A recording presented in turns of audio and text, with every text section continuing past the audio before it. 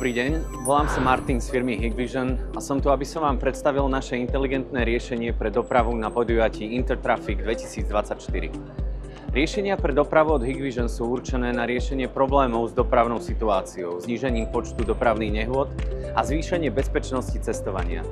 Naše riešenie môže poskytnúť viacero systémov pre manažment dopravy, manažment porušení pravidiel cestnej premávky, varovné systémy pre dopravnú bezpečnosť.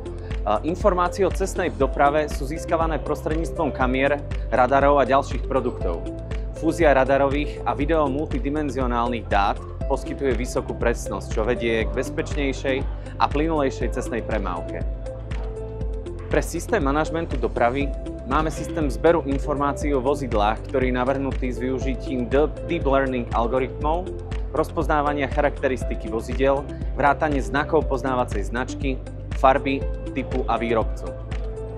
Máme systém zberu informácií o cestnej doprave, ktorý dokáže zhromažďovať rôzne dopravné údaje, vrátane toku dopravy, rýchlosti, stavu kolóny a ďalších veľmi užitočných informácií pre riadenie semafórov a uvoľňovanie dopravných informácií.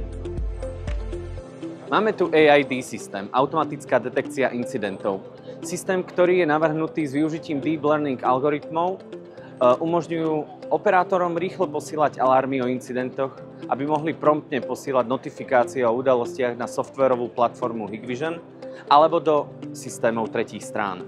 Pre systém detekcie porušení pravidiel, vrátane prejazdu na červenú, jazdy proti smeru, detekciu používania bezpečnostného pásu, detekciu telefonovania počas jazdy a detekciu prekročenia rýchlosti. Pre systém merania rýchlosti vozidiel založený na radare sa vyznačuje vysokou presnosťou a nízkou odchýlkou detekcie. Dokáže efektívne regulovať správanie vodičov, znížiť počet dopravných nehôd spôsobených príliš rýchlou alebo príliš pomalou jazdou a zvýšiť bezpečnosť na cestách. Celkovo riešené ITS od Hikvision zlepšuje efektivitu manažmentu bezpečnosti na cestách pre štátne orgány, podniky a pre všetkých účastníkov cestnej premávky.